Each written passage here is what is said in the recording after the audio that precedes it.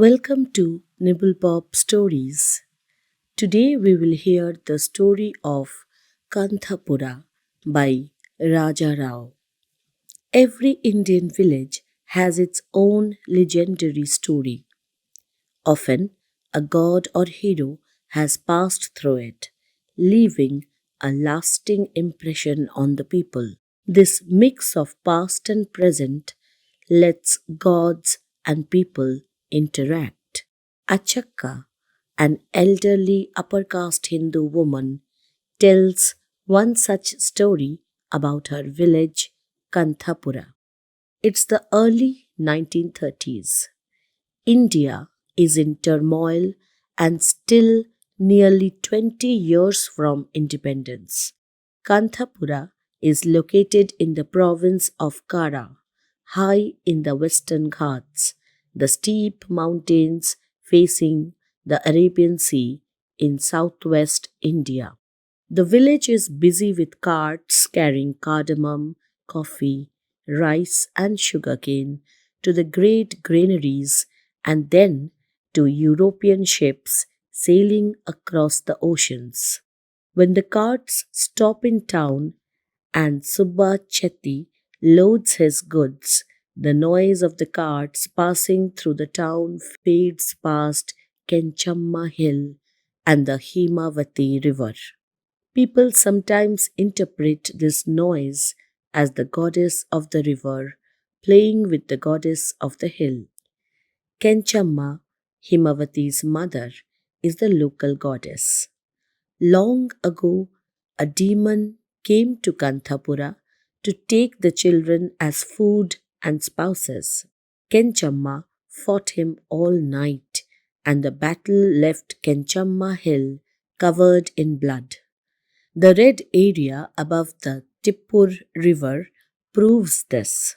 Kenchamma settled in the village and has always granted people's prayers for rain. Kenchamma also heals diseases. By walking through a holy fire, everyone except one child was cured of smallpox. By offering Kenchamma a sari and a gold trinket, the town was saved from cholera, except for some old people who would have died anyway. Yes, one woman died from cholera, but it was because she was having illicit affairs. Two more people who died of cholera were not from town. In any case, they were not Kenchamma's responsibility. Kanthapura has 24 houses. Postmaster Surya Narayana lives in a grand two-story house, while other homes are smaller but still nice. Patwari Nanjundia's house and Kannaiya house have beautiful verandas. Venkamma is envious of her widowed sister-in-law Rangamma, who lives in Kannaiya house. Venkamma thinks her own house is smaller, but that's not true. Venkamma's house is just as spacious as Kannaiya house. When Rangamma brings her fashionable family from Bombay to stay at Kannaiya house for the summer, Venkamma tells her neighbor Akkamma that she wishes to poison them. Terrified, Akkamma runs inside her own house. Akkamma's sister-in-law's cousin, coffee planter Ramaya, is staying with her while passing through town. He parks his Ford across the river, attracting a huge crowd to Akkamma's house. Among the crowd is Dor. When he was young, his parents died and his sisters got married, leaving him alone with 15 acres of wet land and 20 acres of dry land. He didn't finish his second term at university but adopted city habits. When he returned to town 2 years ago, he started wearing a dhoti and khadi, calling himself a Gandhi supporter. He even quit his city habit of smoking. No one likes Dore. He is a show-off, but the corner house Murthy is different. He lives like a noble cow, quiet, generous, serene, deferent, and Brahmanic. He is loved by all. If Achaka had a granddaughter, she would even have married her to him. He is close friend of Achaka's son, Sinu. Coffee planter Ramaya offers his own daughter to Murthy. However, the horoscopes do not match, and all who cannot stand Ramaya are very happy. The village also has a pariah quarter, a weaver's quarter, and a Sudra quarter. But Achaka, being a Brahmin, doesn't know how many huts are there. The Brahmins, or the educated Hindu clerics, live separately from the lower castes. Potters, weavers, Shudras, and Pariahs have their own quarters. Shudras are low caste laborers, and Pariahs are outcast untouchables. One wealthy Pariah, pockmarked Siddha, has a large house but had to take his wife to Pune for treatment as she went mad. He lost much of his land to Bhatta, the moneylender, who owns half of Kanthapura and aims to own it all. There are five Potter families on Potter's Street: Lingaya, Ramaya, Subaya, Chandraya, and Kamalamma. Kamalamma is dying and lives in a small broken house with her son. The potters are struggling as modern Mangalore tiles dominate the market, causing most to switch to agriculture. Among the Sudras, there is Rangegaura, the village chief and a big landowner. He lives past the temple square with his wealth in gold and bangles. Despite being low caste, Rangegaura has immense power in Kanthapura. Wealth is becoming more important than caste in the village. Everyone respects him because he helps many poor peasants. He is also a threat to the British. He protects his fellow Shudras, who often don't pay their debts on time. Across from Sudra Street is Brahmin Street, where Achaka lives. Between her house and Subba Chetty's shop is the Kanthapureshwari temple. The temple is the center of town life, even though it's only 3 years old. One day, Murthy finds a half-sunk linga, a symbol of the Hindu god Shiva, in Achaka's backyard. He suggests they dig it up and build a small shrine with a tile roof and mud walls to protect it. He convinces the other Brahmins to help. People start praying there and offering dinners. Rangamma's father, Ramakrishnaya, reads the biography of Adi Shankara with his deep voice, bringing tears to people's eyes.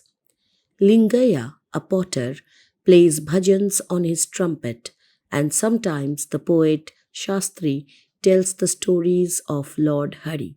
One day, Murthy suggests holding festivals for the gods Rama, Krishna, and Ganesh. He goes door to door and collects 147 rupees. However, when he collects money from the pariahs, it seems like he's breaking the rules of the caste system. Murthy follows Gandhi's teachings and ignores caste differences, but the town's traditional Hindu leader Bhatta and a few others who don't trust Gandhi's movement are concerned. It's a big festival, and Jaya Ramachar, the Harikatha man, performs. He tells the story of Shiva, a Hindu god. The story goes like this. The sage Valmiki goes to the creator god Brahma and says that Brahma has forgotten about Bharata, the Sanskrit name for India, for so long that people from across the seas are coming to oppress them and disrespect their virtue. The sage asks Brahma to send a god to earth to save India, her enslaved daughter. Brahma promises that Shiva himself will come to earth and free India from her forced slavery. When everyone is amazed, Jaya Ramachar, blends Gandhi's birth and his idea of Swaraj, or self governance for India, into the story. He says, in Gujarat, a son unlike any the world has ever seen is born. Just as Lord Krishna fought demons as a child, Gandhi fights India's enemies by bringing villagers together across the country. He teaches non-violence, simple living, and love for all. He says that wealth hides truth, his only God, and urges people to spin and weave their own cloth to keep money from going to Europe. Jairamachar declares Mahatma Gandhi a saint who fasts and prays and turns his enemies into followers with love. At this point, some people are concerned, and a policeman asks Jairamachar to leave. Murthy distances himself from the Harikatha, but soon begins converting the villagers to Gandhi's cause. Murthy's efforts catch the attention of Bare Khan, the police lieutenant, who believes Murthy's idealism will cause problems for the village. 2 days later, Bare Khan moves into the village. But Bare Khan is a Muslim, and no one in Kanthapura wants him to live with them. He can't stay with the potters because he is a Muslim, and he can't live with the Paryas or the Brahmins for obvious reasons. Patwari Nanjundia tells him to ask the Patel for a house. Rangigora, the Patel, is indifferent to Bare Khan and says the government doesn't pay him to find houses for the police. Bare Khan threatens him, but then leaves. He goes to the Skeffington coffee estate and finds a hut. He takes a Pariya woman with him to clean and share his bed. For a few days, Kanthapura doesn't see Bare Khan. Meanwhile, Murthy and his group encourage locals to spin and weave. He recruits people from all castes and gives them free spinning wheels. This campaign opposes the British practice of making Indians buy foreign cloth, even though there is plenty of local textiles.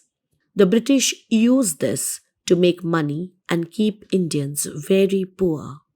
Free spinning wheels offered the villagers an alternative to farming.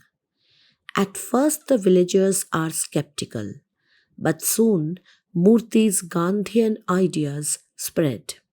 Bhatta worries about the anti-British sentiment behind the spinning wheel campaign and Murthy's willingness to ignore caste boundaries. However, Kanthapura increasingly threatens the colonial system, which relies on caste discrimination and economic inequality to maintain its power. Bhatta used to support Murthy, but changed his mind after going to the city for business. He always looks for profit, whether by buying an election, managing lands, or lending money. He dislikes Gandhi because there is no money in it for him. He also complains about how difficult it is to marry off his daughters with the focus on education and Gandhi's influence. One day, Bhatta visits the Kannaya house and talks with his uncle, old Ramakrishnaya, his aunt Satamma, and Rangamma. Bhatta complains about Pariyas mixing with Brahmins, fearing they might one day take their place. He mentions a temple that welcomes Pariyas. He laments the strange age when women choose school over marriage, sometimes even marry Muslims. He criticizes Gandhi for adopting a Pariya girl. Bhatta shares that the Swami in Mysore has asked him to start a Brahmin party in Kanthapura to prevent Gandhi.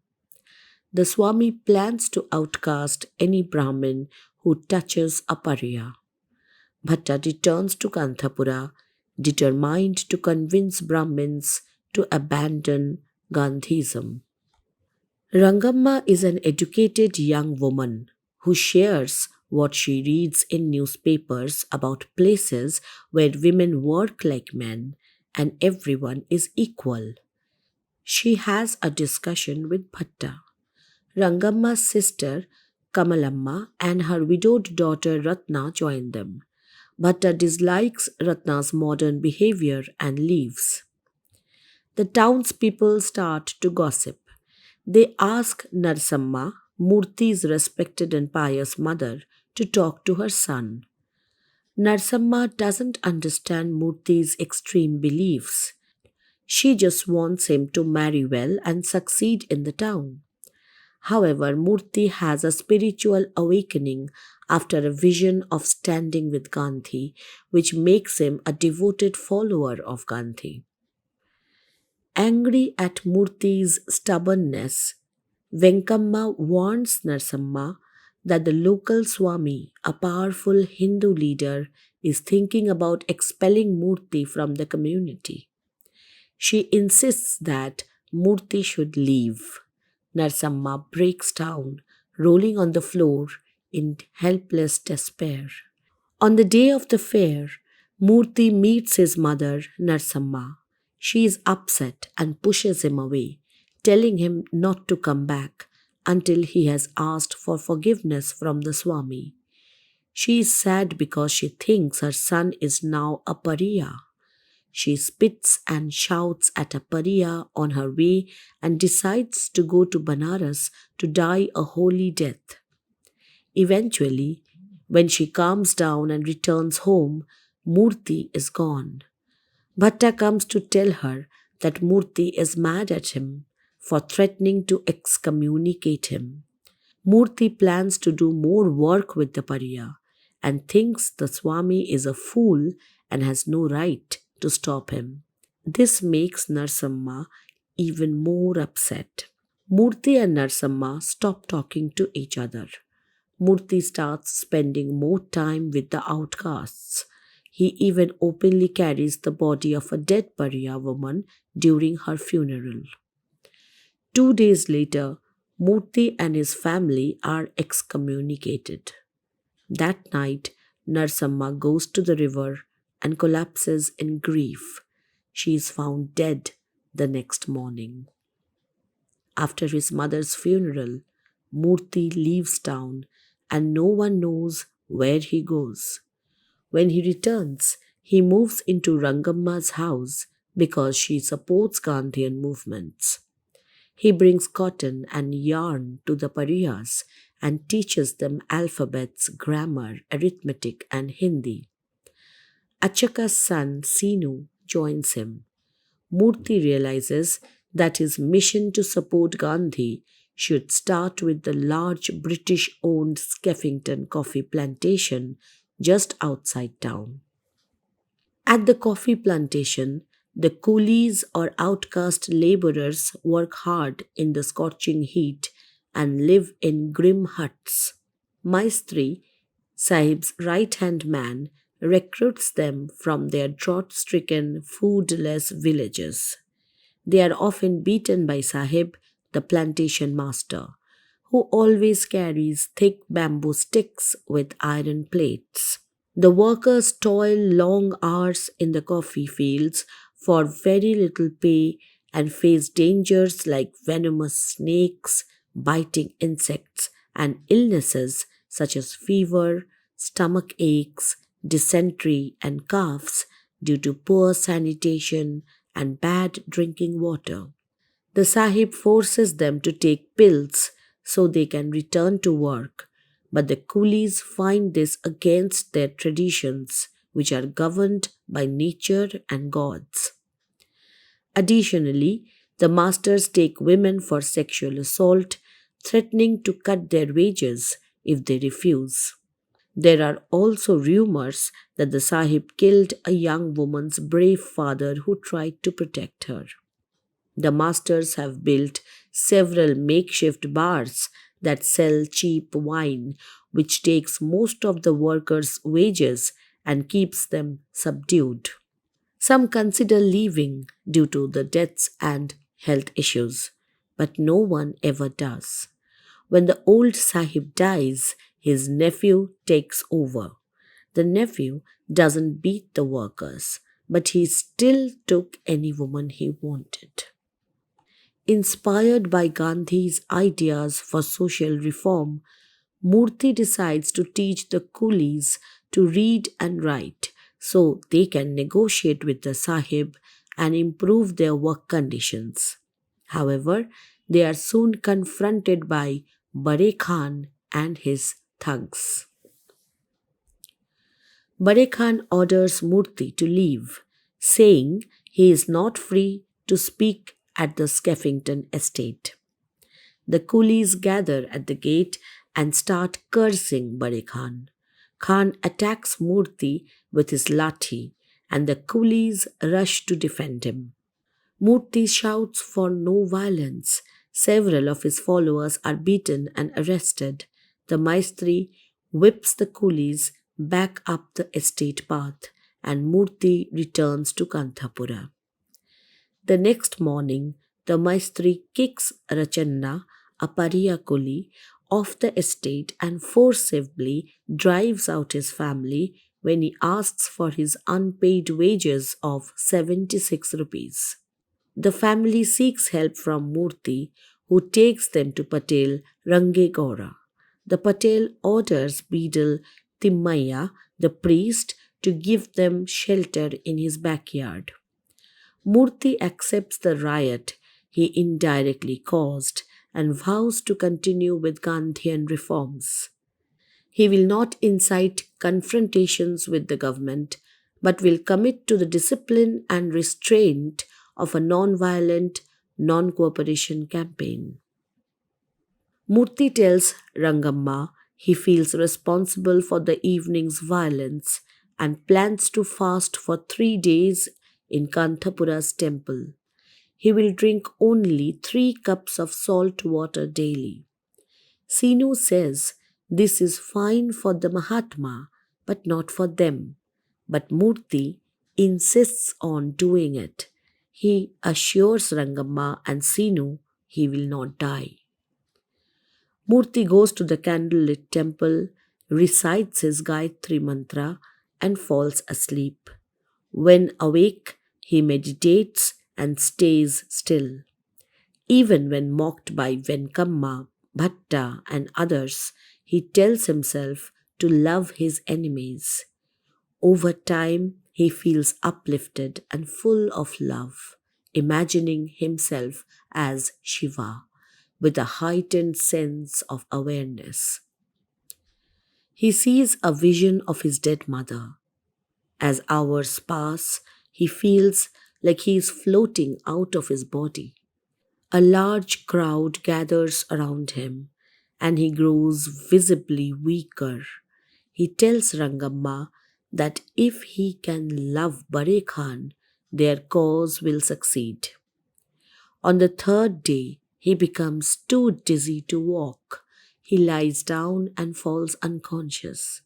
Ratna, a young woman his mother once thought would be a good match for him, takes care of him. When he wakes up, he feels stronger and leads a bhajan, that is, a devotional song. It is attended by people from all over Kanthapura, including Bare Khan. After the bhajan, Murthy notices the Brahmin section is absent. He thinks he must send love to them. He feels a deep sense of peace. The next morning, he ends his fast and starts preaching his new campaign. Murthy goes to visit Patel Rangegaura. He tells Gaura that the Brahmins aren't attending the bhajan because they are afraid of being excommunicated and that Bhatta is causing problems. Rangegaura advises Murthy to ignore Bhatta. Murthy shares his idea of starting a congress in Kanthapura, which would eventually join the National Congress. He explains that a congress is like a village council or panchayat. The National Congress acts as a shadow government promoting Gandhi's nationalist agenda. Murthy says that the members must pay a small annual fee and vow to speak the truth. They also need to boycott British made cloth and wear hand woven Indian cloth called khadi. Eventually, Rangegaura agrees to Murthy's plan. Murthy visits the weavers, the potters, and the pariyas. When he steps into a pariya home, he feels a strong sense of strangeness, as if all the gods are against him. However, Rachanna and his wife are happy to see him. Soon, the entire pariya community gathers at the house to see Murthy. Murthy tells them about a large council in India called the Congress, which is led by the Mahatma Gandhi. He suggests that they should form a Congress too. He explains that they need to spin cloth, practice non-violence, and always tell the truth. After some initial confusion and doubts, they agree to join. In the evening, Murthy sings a bhajan at the temple. Everyone stands when he enters. Rangegaura calls him our Gandhi, and the crowd cheers. Murthy takes charge and they officially form the panchayat. Murthy is the president, Rangegaura is the super president and protector, Rangamma is the third member. Rachanna represents the pariyas as the fourth member and Sinu is the fifth member. Within 2 days, Murthy makes a list of 23 members. The fees are paid and they apply to the Provincial Congress Committee. Rangamma gets a blue paper with Murthy's picture on it. People start calling Murthy the town's Gandhi. From then on, the women spin more and more, and Murthy says the Mahatma is very pleased. Bhatta wants to stop Murthy and the Congress from gaining influence. Despite being excommunicated, Murthy is still convincing other villagers. To counter this, Bhatta decides to charge higher interest rates to Gandhi supporters and stop giving them credit. However, he remembers that some Brahmins, including Temple Rangappa, Patwari Nanjundiya, Schoolmaster Devaraya, Rama and Subba Chetty, and Venkamma, still support him. To secure their loyalty, he plans to find a husband for Venkamma's daughter. Bhatta decides that advocate Sinappa is the best match for Venkamma's daughter, even though it would be his second marriage. In the morning, he visits Venkamma and shares his plan. Venkamma is so happy that she starts bragging about it to the other women. On the wedding day, everyone sees a middle-aged man with 2 missing teeth. But he owns a lot of land, and the wedding party is fun. People start to think Bhatta and Venkamma are not so bad. With his power and popularity secure, Bhatta feels ready to take action against Murthy and the nationalists.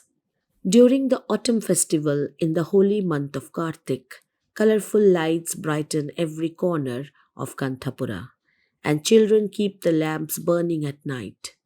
One morning, there is a lot of noise and activity at Rangamma's house. When Venkamma sees a policeman blocking the entrance, it becomes clear that this is related to the Gandhian movement. The people can't see much from where they are, so they move to Sami's house to get a better view of Murthy's room. They see Murthy talking with the police inspector while other policemen search through his books and clothes. When the police start to take out ropes to tie up Murthy, the people start to protest. They resist and confront the police when Murthy is being taken away. Rachanna and others shout praises for Gandhi. The police attack the crowd, including women and children.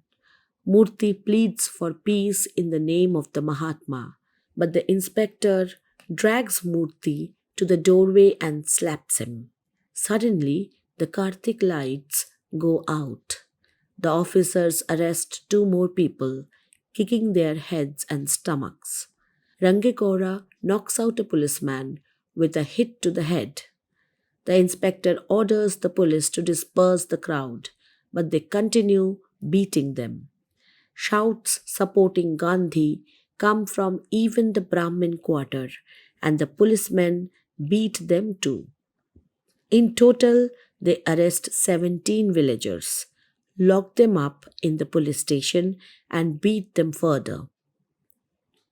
Finally, they release them one by one, except for Murthy.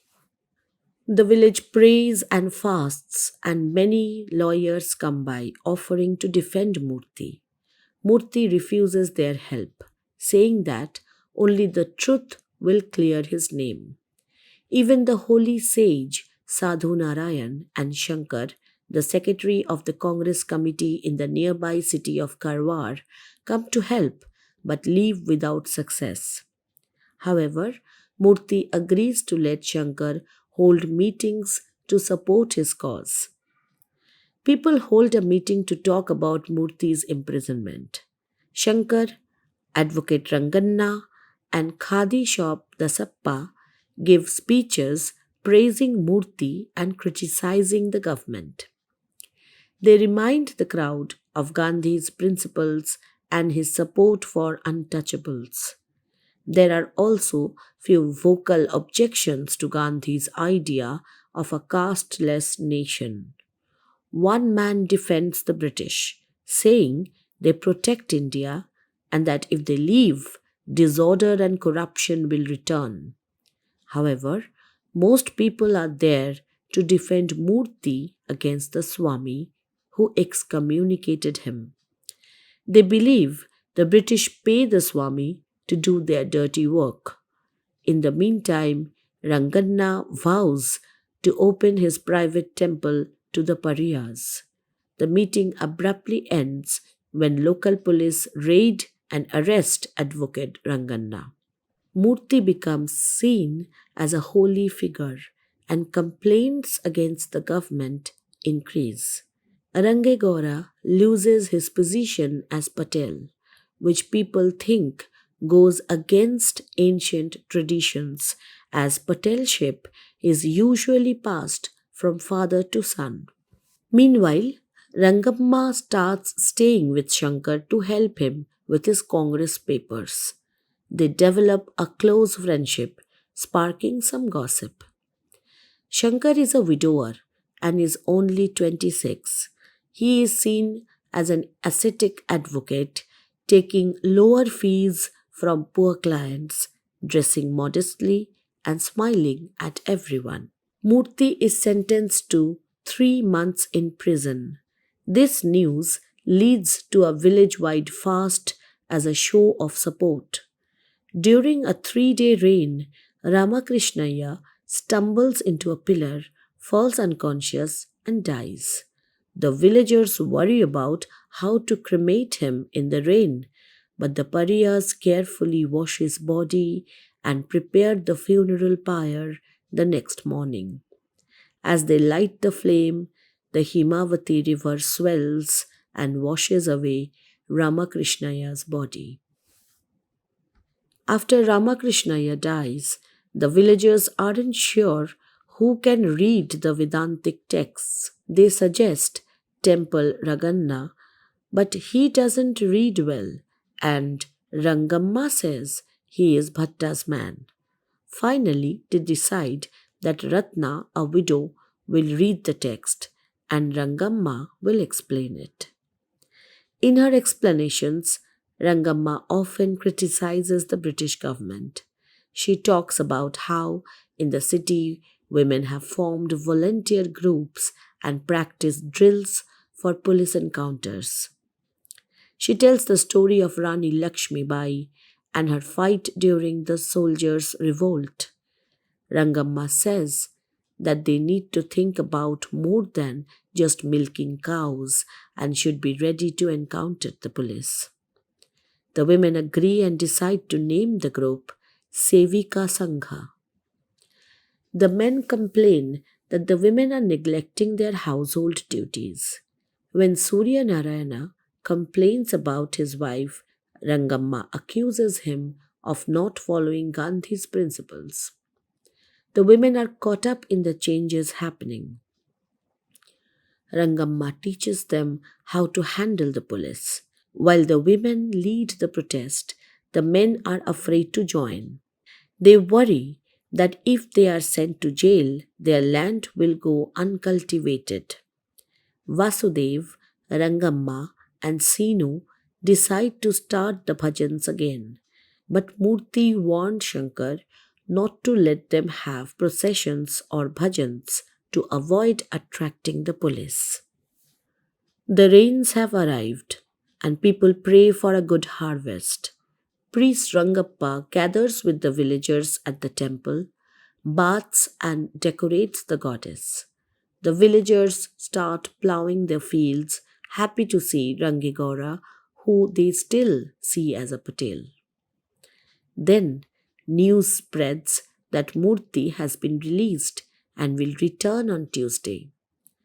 Shankar organizes a big meeting to welcome him. Venkamma hears this and reschedules her daughter's wedding to the same day to force the villagers to choose between a Brahmanic feast and a feast for the outcasts. The women are frustrated but cannot ignore the wedding since they have their own daughters to marry off. When Murthy arrives at Rangamma's house, silently escorted by police, most of the villagers gather there with slogans. Rangamma tells them to disperse for Murthy's sake. At midnight, the police leave. The next morning, villagers see their hero bathing in the river. The villagers find Murthy revitalized after his time in prison. Murthy explains that it's time to take action. He tells his followers they will join Gandhi's final pilgrimage to make salt at the ocean. The British imposed high taxes on salt, making it very expensive. Gandhi's non-cooperation movement is based on satyagraha or truth force.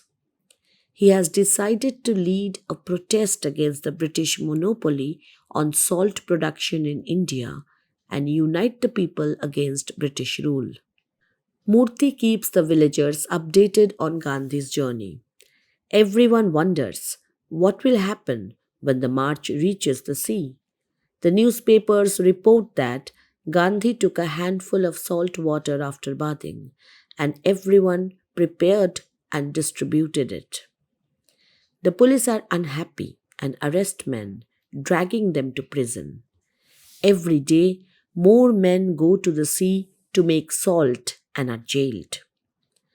Murthy promises that Kanthapura's people will start marching once they receive orders from the Karwar committee. Rangamma suggests the women practice their drills. They are excited, imagining being hit, falling over, and trying to stay brave and united. But orders from Gandhi never arrive. Sinu tells them Gandhi has been arrested. The village congress assembles. Murthy announces it is time to start the Don't Touch the Government campaign. They will not pay taxes and will picket the palm wine shops. They will establish a parallel government with Rangegora as Patel again. Men, women, and children gather with musical instruments and a cart decorated with lotuses. Murthy, Rangegora, Rangamma, and Pariya Rachanna sit in the cart. Vasudev brings 23 pariyas from the estate. There are 139 in total, and they march to Boranna's palm grove.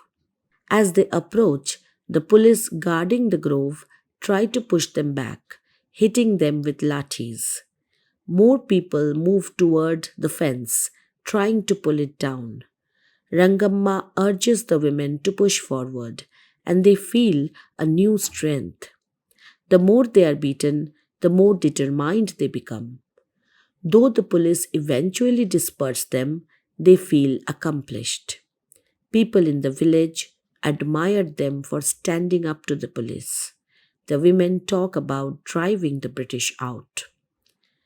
The next Tuesday, the villagers march again on the Karwar road to the Kenchamma Grove to picket the palm wine shops.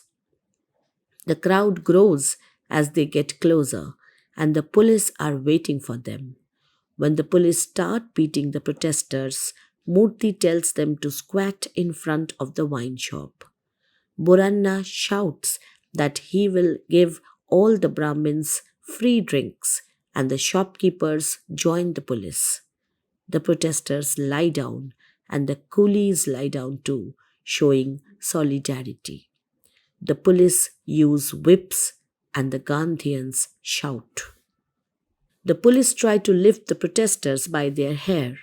One kicks Rangamma so hard that she passes out, and another slaps Ratna until her mouth bleeds.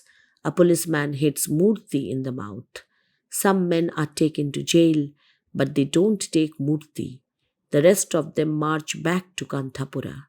More coolies move into Pariya Street, and people from all around come to meet Murthy and join the army of Mahatma. News arrives in the village that Gandhi's followers across India have successfully targeted wine shops and are discouraging alcohol consumption as a sign of moral weakness. The beatings they endure become symbols of courage and determination. The villagers continue to picket the shops, and the 24 of them close down. Some wine sellers even join the Gandhians. There are hunger strikes and beatings, and stories about what happens in prison spread.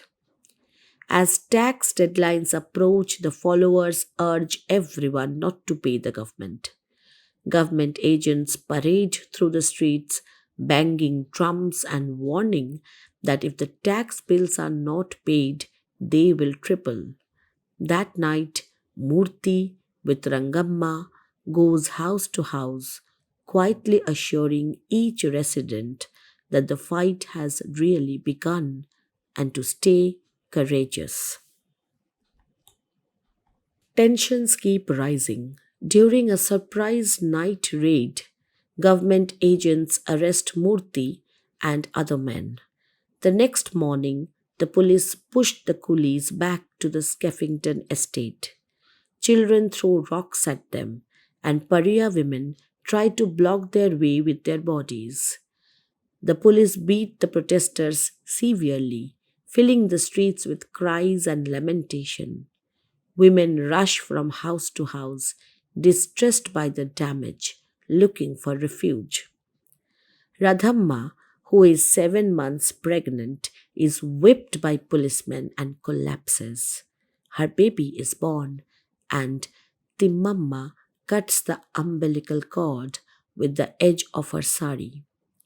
Pariya women set Bhatta's house on fire. Everyone runs to take refuge in the temple. The police lock the temple doors from the outside. Hours pass, and they hear riots outside, but are helpless. Ratna suggests they light the sacred flame and do bhajan. She tells stories about Rangamma to calm them and stories of women in Bombay who were beaten. They cry, beat on the door, and try to get out until morning when Rachi, Pariya Rachanna's wife, lets them out. The conflict lasts for 3 days. The government's plan becomes clear. They want to sell the town, its resources, and the homes of its residents to British and European investors. Some outsiders arrive and say that hundreds of volunteers from the city will come to save the villagers' lands. They also mention that in Karwar, Gandhians have taken over all public services. Millions are beaten and jailed, and people only buy khadi cloth. Instead of paying taxes to the government, people contribute to Congress. They also say that Gandhians have taken control of the northern city of Peshawar. The Gandhians plan their Satyagraha march. The police and protesters continue to clash. Shankar arrives with some city boys. The Gandhians begin to march, chanting and singing. The city boys join them and they head towards the barricades outside the Skeffington estate. The police beat the marchers with lathis, but at the village gate, one Gandhian raises the flag of the revolution and passes it around as the police try to seize it. The police throw stones but are outnumbered by the protesters. The protesters reach the Skeffington Estate's barricades. The soldiers surround the city boys and demand they lower the flag or be shot. Ratna pushes the protesters forward and they hear warning shots. Then a soldier shoots one of the coolies. Shocked, the other 3,000 coolies leap over the barricades and rush towards the police. Open fire. The women join the coolies. The soldiers fire and charge, trampling the protesters and attacking with bayonets and rifle butts. Boys rush at the flag and soldiers stab them, leading to chaos and a massacre. Someone strikes an officer and protesters fall dead one after another. The villagers cry out for them. The women sneak back through the village lanes. More wounded men return, bleeding and wailing. Rachanna's wife, in her despair, wishes she could burn the whole village down. They would rather see it destroyed by fire than taken by the government. Other women join her and they start the fire. They run out of the village and cross the Himavati river as more protesters join them, heading toward Maddur. In Maddur, more policemen attack the Gandhians, but locals quickly come to their rescue and tend to the wounded. They continue over the ghats and into the jungle, crossing into Mysore state. There, people welcome them with garlands and call them the pilgrims of the Mahatma. The people of a town called Kashipura invite the Gandhians to stay and they move there permanently. Over a year passes. Many villagers have moved to Mysore. Life goes on as usual, with the women cooking and arranging marriages for their children. The village's children see them as connected to the Mahatma and enjoy listening to their stories. They hear that Rangamma and Sinu will be released soon. Ratna is released and shares her experiences in prison. The Mahatma made a truce with the viceroy, according to which the peasants will pay back revenues and stop boycotting the wine shops. They ask about Murthy, and Ratna explains he is out of prison. He recently wrote a letter expressing doubts about independence and self-governance. He believes there will always be pariahs and poverty as long as modern technological progress continues to divide the rich and poor.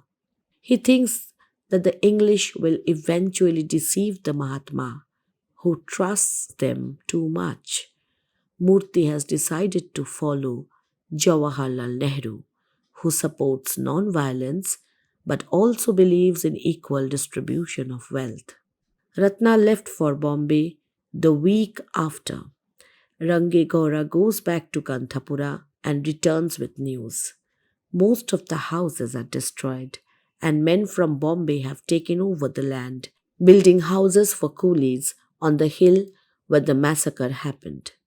Even Bhatta sold his land to the Bombay men, and Waterfall Venkamma has left town. The village, Kanthapura, is gone forever, out of their grasp. And this brings us to the end of the story of Kanthapura by Raja Rao. If you liked this and want more stories like this, do subscribe to our channel NibblePop and write down in the comment section which story you want us to tell you about. This is Monami Mukherjee signing off. Till we meet again, good night.